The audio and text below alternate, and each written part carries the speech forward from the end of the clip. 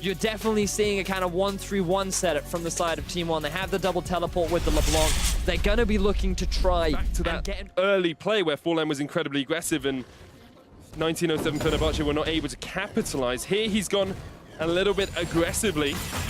And Forlan will get the chase off, but Crash can barrel away. Vert in, there is the flash. Vert's going to follow this up. Forlan has ghosted, looking for the chase. There's the stun. Crash might be caught out for first blood, and once again, Team 1 secure first blood in the top CS. And once again, we see a collapse here from Team 1 down towards the bottom side. The teleport is going to come in from Vert as Redbert goes in onto Padden. He's gone invis, but they're still looking for this kill. Glacial Prism will connect, and Japone is going to be the sacrifice. This side lane, that's what they're trying to do. Open up the map a little bit more.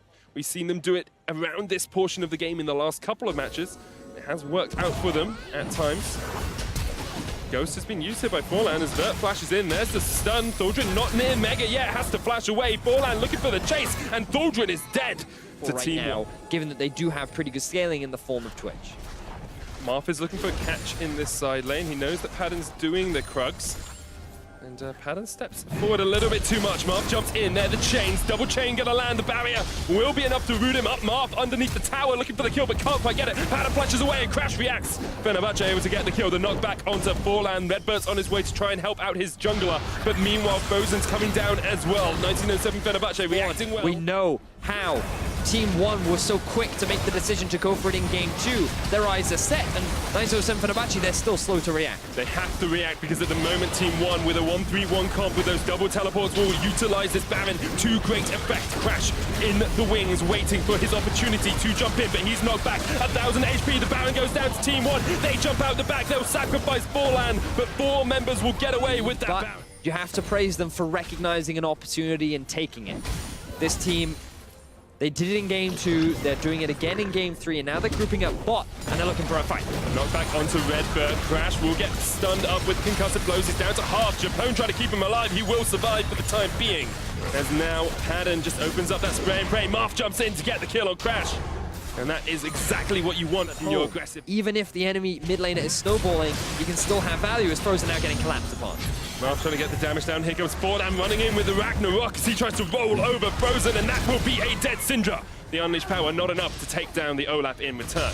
Classic caster curse. We wanted to see Marth and Forlan be aggressive, and because they are aggressive, Absolute and Redbird able to get a trade off. Bird is just trading straight into Thaldrin here. Thaldrin's meant to be the rock of this team, and he's getting collapsed upon. He's getting taken out by Team 1, and Thaldrin 5, a devastating number, but Crash now once again is at that front line. He's getting collapsed on by Team 1. There's the Glacier Fisher. Absolute is going to jump forward as well. Bert looking for the flank, the knockback onto Frozen. Crash down to half, but he's surviving for the time being. Bert runs in with a Righteous Glory. That's a quick pig, and Crash goes down so low, but manages to survive. And now Bert is knocked back. Forlan from the side, but Bert will be the first to fall. Come back from deficits before. So many times against Hong Kong Attitude through their playing matches, they were behind. They were 2,000-3,000 behind, and catches like this is what could win them the game. Bert caught out by Crash and by Frozen, but Forlan is looking for the chase in here. Marth is on his way up. Here comes the TP, and Forlan's overextended and knocked back onto Bert as he jumps across the wall. But Japone's going to flash forward. Absolute's still alive. Japone as well, but here comes Marth from the backside. Can't quite kill the Janna. Thaldrin's looking for the chase onto Bert. Team 1 still running away. They have to escape. Crash has a flank, but instead they're just going to go for the Baron. The jungler is dead. There is no smite on Team 1.